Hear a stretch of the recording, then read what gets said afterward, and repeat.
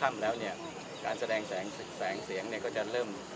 หมุนวนไปเรื่อยนะครับจนทั้ง4 ทุ่มนะครับก็เรียนเชิญนะครับพ่อแม่พี่น้องที่อยู่จังหวัดใกล้เคียงหรือต่างจังหวัดนะครับก็เรียนเชิญมาร่วมเทศกาลลอยกระทงงานยี่เป็งที่จังหวัดลำพูนปีนี้เป็นปีพิเศษครับ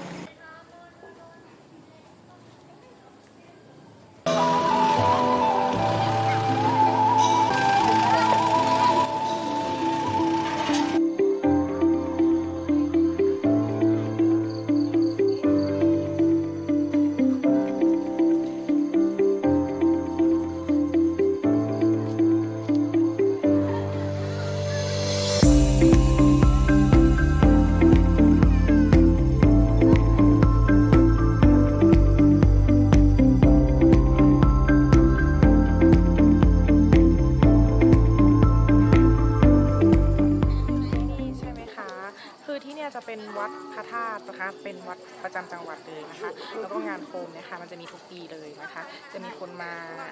แขวนโคมกันเยอะมากนะคะก็